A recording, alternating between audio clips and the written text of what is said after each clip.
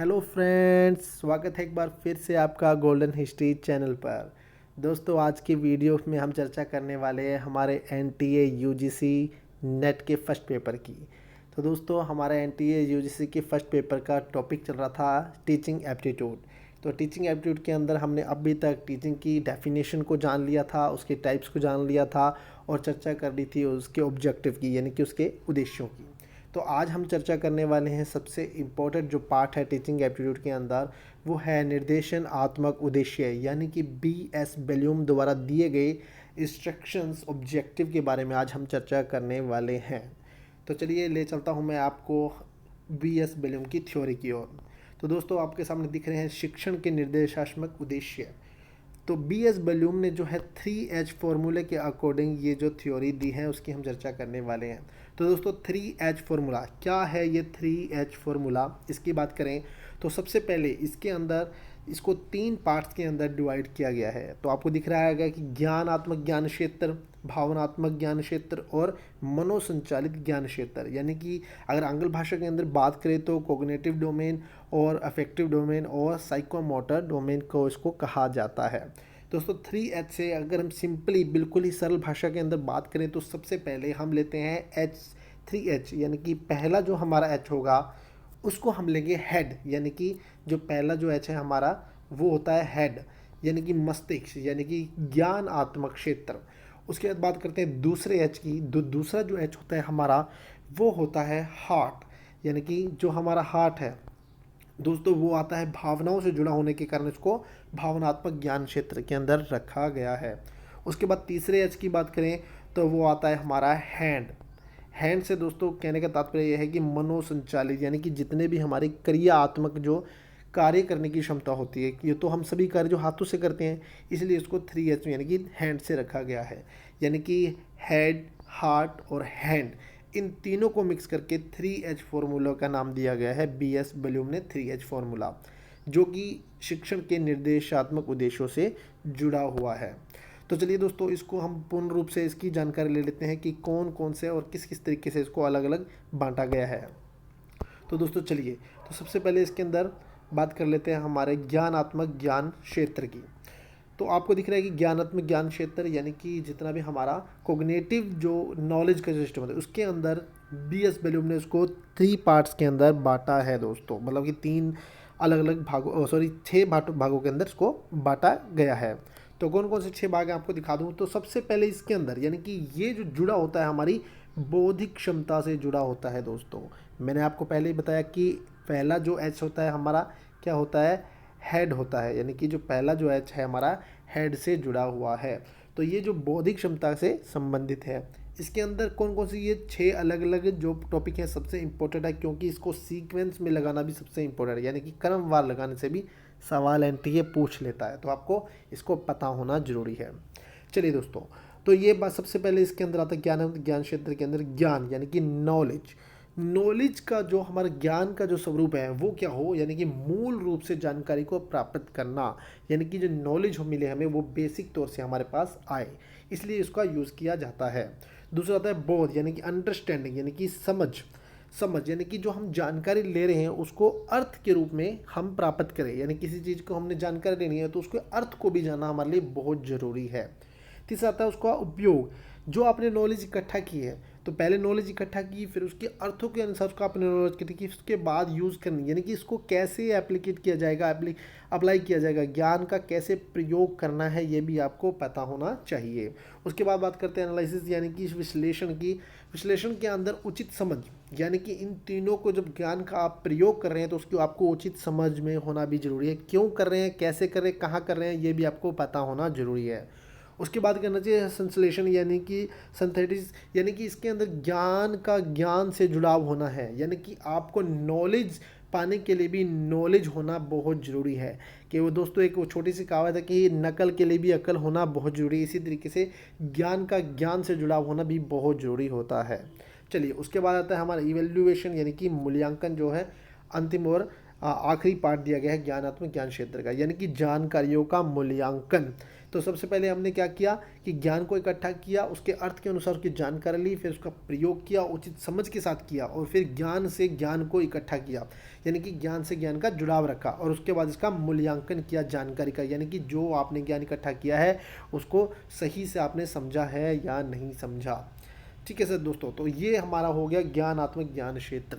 दूसरी बात करते हैं बीएस ब्लूम के अंदर, जो कि हमारा दूसरा एच से जुड़ा हुआ है, यानी कि हमारा हार्ट, यानी कि हमारा जो दिल होता है, हार्ट जो होता है वो किससे जुड़ा हुआ है, हमारे भावनाओं से जुड़ा हुआ है, सभी जानते हैं, इसलिए इसको भावनात्मक ज्ञान क्षेत्र कहा गया है, जो कि जुड़ा है हमारे अनुशासन से संबंधित है, यानी कि जो हमारा अनुशासन है वो जो किसी से संबंधित है वो ज्ञानात्मक ज्ञान क्षेत्र से जुड़ा हुआ है। दोस्तों इसके अंदर भी बलूम ने इसको 5 भागों के अंदर बांटा है। तो पहला भाग है रिवीस, यानी कि रिसीविंग, यानी कि किसी चीज़ को सुनने की शक्ति, ग्रहण करने की शक्ति जो हमारे अंदर होती है, इच्छा, सुनने की इच्छा जो शक्ति होती है, यानी कि किसी को आपको सीखना है तो सीखने से पहले उसको समझना और जानना भी जरूरी होगा, यानी कि आपके अंदर इच्छा होनी जरूरी है, आपकी भावना होना जरूरी है, उसके साथ जो आप ज्ञान नॉलेज लेना चाहते हैं उसके साथ ज्ञान का मतलब कि इंटरेक्शन होना बहुत ज़रूरी है दोस्तों। उसके बाद बात करते हैं प्रक्रिया, यानी कि रिस्पॉन्डिंग, प्रत्युत्तर, यानी कि सहभागिता। अगर आप ज्ञान लेना चाहते हैं तो आपकी उसके अंदर इन्वॉल्वमेंट होना जरूरी है, यानी कि आपको उसके बाद प्रत्युत्तर देना, आपसी जुड़ाव, सहभागिता होना भी बहुत ज़रूरी रखा गया है। उसके बाद होते हैं वैल्यूइंग, यानी कि आकलन जो है बहुत इंपॉर्टेंट है, सीखने का महत्व को जानना। क्या? सीखने के महत्व को जानना, यानी कि जो चीज़ आप सीख रहे हैं, सीखना चाहते हैं, क्यों सीख रहे हैं, क्या होगा उससे नॉलेज प्राप्त करने से, तो इस चीज़ के महत्व को भी जानना हमारा जो भावनात्मक ज्ञान क्षेत्र से जोड़ा गया है। उसके बाद संयोजित, यानी कि ऑर्गेनाइजिंग करना बहुत ज़रूरी है, ज्ञान को संगठित करना। जितना भी आपने ज्ञान लिया, ज्ञान कहीं से भी लिया जा सकता है दोस्तों, ज्ञान के लिए मतलब कि अपार है, युवाओं के लिए ज्ञान एक दौलत की तरह, एक संपत्ति की तरह, जहाँ भी मिले उसको समेट लेना चाहिए। तो दोस्तों इसी प्रकार से जो ज्ञान का जो है संगठित करना भी बहुत ज़रूरी रखा गया है।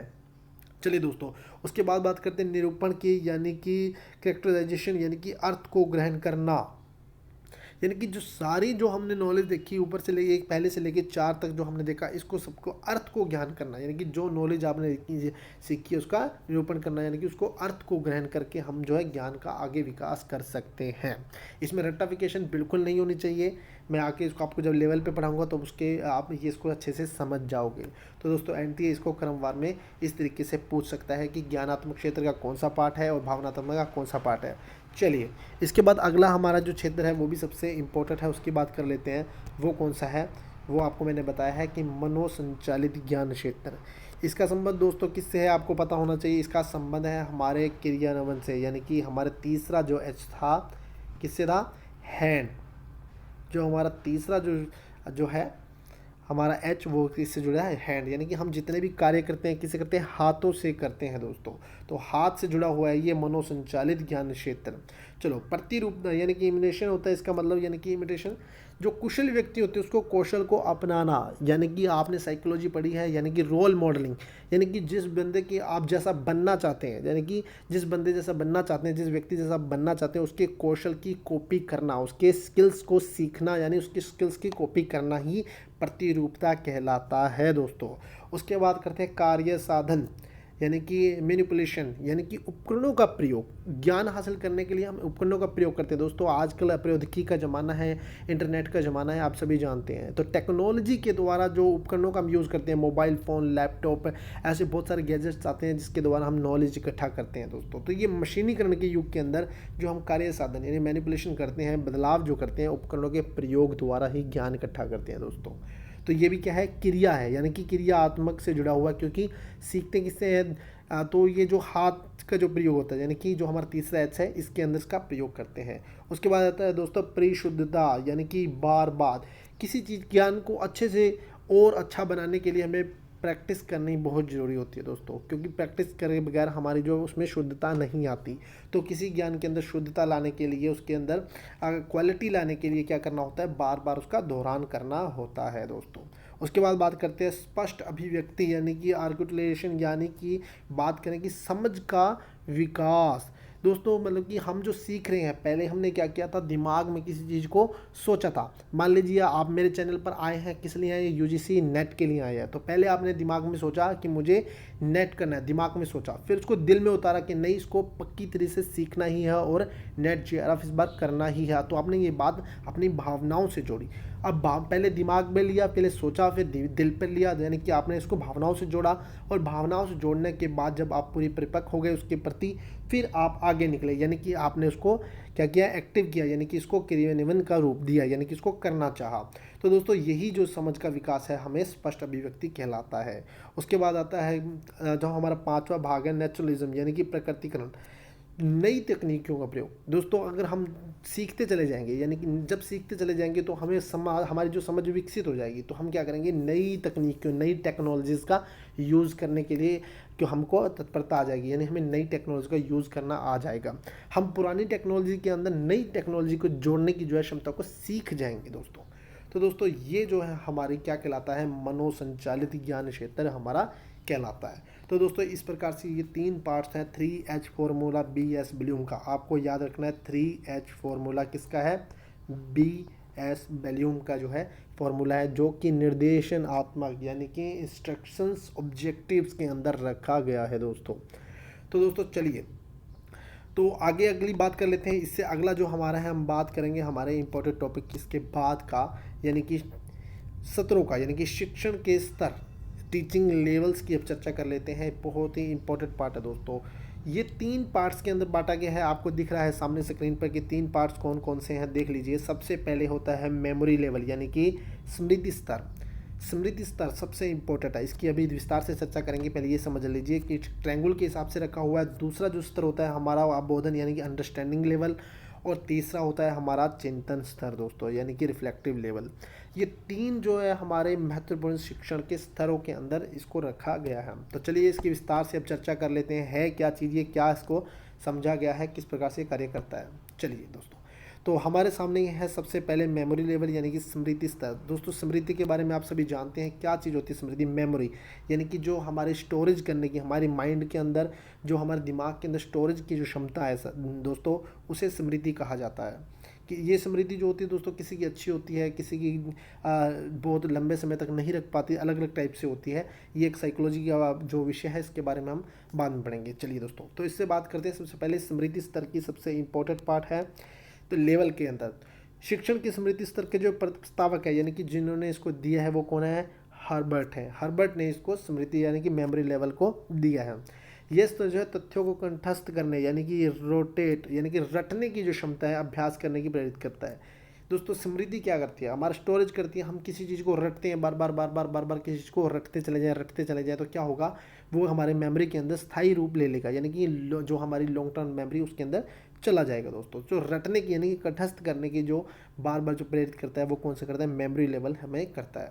इसके अलावा इसके अंदर जो मूल्यांकन के जो स्तर है, यानी कि मूल्यांकन प्रणाली के अंदर जो रूप रखा गया, वो क्या रखा गया, इसमें मौखिक रखा गया, लिखित रखा गया और निबंध प्रश्नों को इसके अंदर सम्मिलित किया गया है दोस्तों, इसके मूल्यांकन करने के लिए।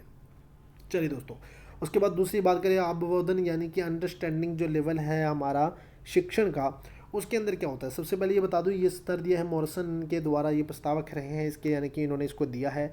इसका लक्ष्य जो है दक्षता, यानी कि इसका जो स्तर का लक्ष्य जो विषय है वो क्या है, दक्षता और सामान्यीकरण की क्षमता का विकास करना दोस्तों।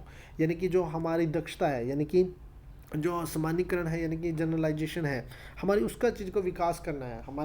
हमारी जो एबिलिटी है उसका विकास करने का इसका लक्ष्य रखा गया दोस्तों। इसमें तथ्यों को तो न केवल याद किया जाता है बल्कि इसको समझा भी जाता है दोस्तों। मैंने जैसे आपको अभी जो इंस्ट्रक्शंस ऑब्जेक्टिव बताए थे वॉल्यूम के, उसके अंदर मैंने आपको बताया था कि याद करने, भावना, जो अर्थों को जो समझना भी जरूरी होता है याद करने के साथ साथ। तो दोस्तों इसके अंदर रटन प्रणाली नहीं है, रटने का जो काम था वो किसका था, वो स्मृति स्तर का था। और यहाँ पे क्या है, समझना भी है, याद तो करना है लेकिन उसके समझ के, उसके अर्थों को जान के ही समझना होता है। यानी कि अंडरस्टैंडिंग लेवल का अर्थ यही हुआ कि अंडरस्टैंड करके उसको समझ के फिर आगे उसका ज्ञान लेना है। चलिए, इसके अंदर मूल्यांकन प्रणाली के अंदर इसके अंदर निबंध जोड़ा गया है, लघु उत्तरात्मक क्वेश्चनों को जोड़ा गया है, ठीक है। उसके बाद वास्तुनिष्ठ यानी कि जो हमारे एमसीक्यू होते हैं, ऑब्जेक्टिव टाइप क्वेश्चन को इसके अंदर रखा गया है दोस्तों, क्योंकि अंडरस्टैंडिंग लेवल अगर आपका होगा तभी आप जो है वास्तुनिष्ठ प्रश्नों का उत्तर दे पाएंगे। चलिए दोस्तों, उसके बाद तीसरे स्तर की बात कर लेते हैं, वो क्या है उसकी बात करते हैं। तो वो है हमारे पास चिंतन स्तर। चिंतन स्तर की बात कर लेते हैं दोस्तों। चिंतन स्तर क्या होता है? तो चिंतन स्तर यानी कि रिफ्लेक्टिव लेवल, चिंतन करना यानी कि किसी बात को समझना, ध्यानपूर्वक उसका चिंतन करना बैठ के अच्छे से। तो यानी कि ये जो प्रस्तावक रहे हैं इसके, वो कौन है? वो है हंट। हंट इसके प्रस्तावक रहे हैं। ये समस्या केंद्रित दृष्टिकोण है दोस्तों। किसी समस्या का क्या कारण है, क्यों नहीं वो सॉल्व हो पा रही है, क्या इसके पीछे गहराई तक पूरा चिंतन करना ही इसका केंद्र रखा गया है। यानी कि समस्या केंद्रित दृष्टिकोण है ये महत्वपूर्ण। इसका जो वातावरण होता है, यानी कि इसके अंदर जो कक्षा का जो वातावरण होता है वो कैसा होता है? खुला और स्वतंत्र होता है। यानी कि इसके ऊपर कोई किसी पे डिपेंड नहीं होता। इसके अंदर स्टूडेंट्स क्या होते हैं? खुले तौर पर, स्वतंत्र तौर पर अपनी जो चिंता होती है उसको समझते हैं, उस पर विचार करते हैं और उसका मंथन करने के बाद उसका हल निकालने की कोशिश करते हैं, उसका सोल्यूशन निकालने की कोशिश करते हैं दोस्तों।